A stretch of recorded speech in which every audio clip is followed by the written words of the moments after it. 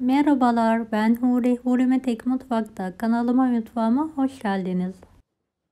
Her sene mevsimi geldiğinde kavanozlar dolusu yaptığım çilek reçeli tarifini vermek istiyorum.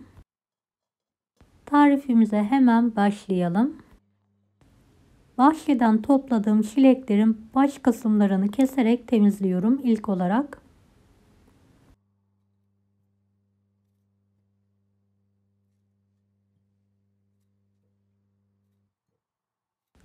Videomu izlerken buraya kadar geldiyseniz yorum kısmına herhangi bir emoji bırakırsanız bana destek olmak için sevinirim.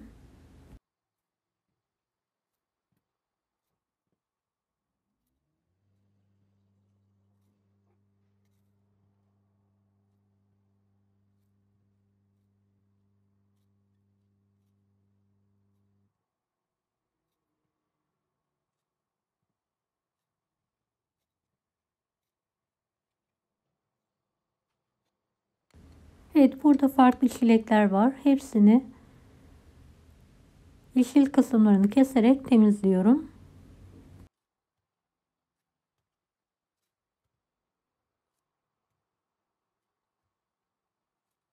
Renkleri diğer marketten, pazardan aldığımız çilekler gibi kırmızı değil. Doğal bir rengi var. Kokusu ve lezzeti çok daha güzel. Suda beklettiğim, defalarca yıkadığım çilekleri küçük küpler halinde kesiyorum.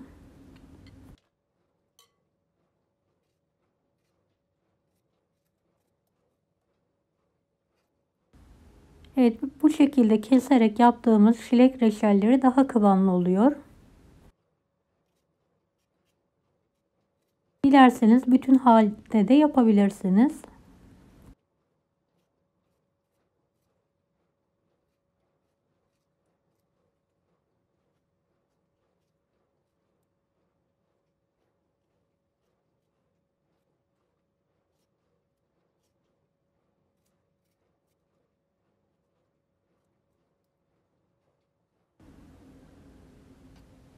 Evet, çileklerimi kesmeye devam ediyorum.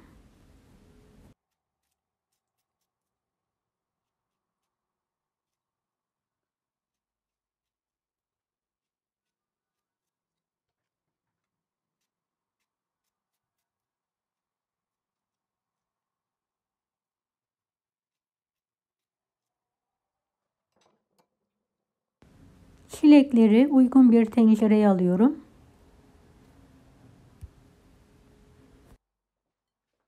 Şeker ölçüsünü kullandığım kase ile ayarladım. Aynı ölçüde bir kase dolusu toz şeker ekliyorum. Evet, şekeri de ekledikten sonra direkt kısık ateşe alıyorum.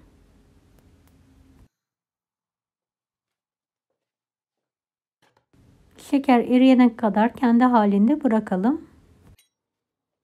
Evet, sulanmaya başlayınca karıştıralım.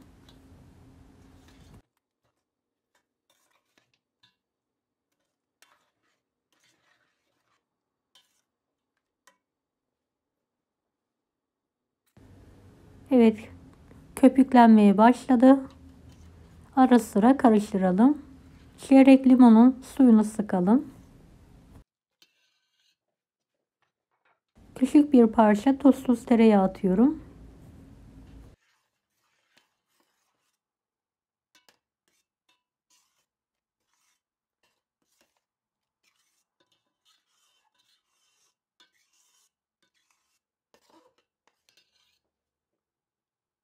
Üzerindeki köpüğü toplayarak atalım.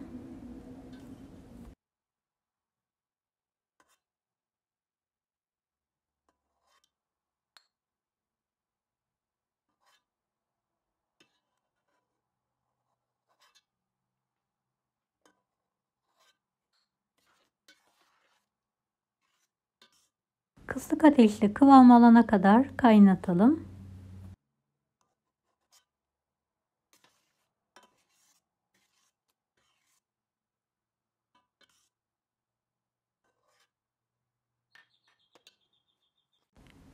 Kıvam alan reçelin altını kapatarak kendi halinde soğumaya bırakalım. Kenarındaki köpükleri de toplayarak atmaya devam edelim. Evet, soğuyan reçelin kıvamı bu şekilde. Bol taneli, kıvamlı bir reçelimiz oldu. Soğukken kavanoza reçellerimizi dolduralım.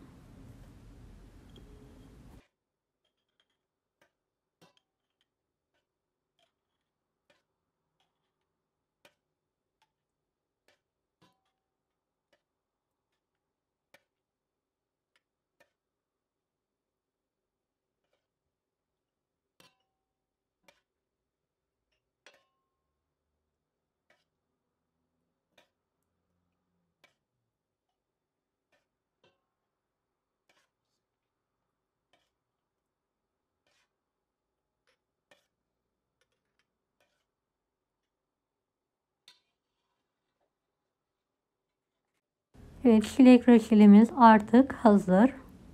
Kıvamı bu şekilde. Kapaklarını sıkıca kapatarak buzdolabında saklayabilirsiniz. Deneyecek olanlara şimdiden kolaylıklar dilerim. Kanalıma ücretsiz abone olmayı unutmayın. Bir dahaki videolarda görüşmek üzere. Allah'a emanet olun. Hoşça kalın.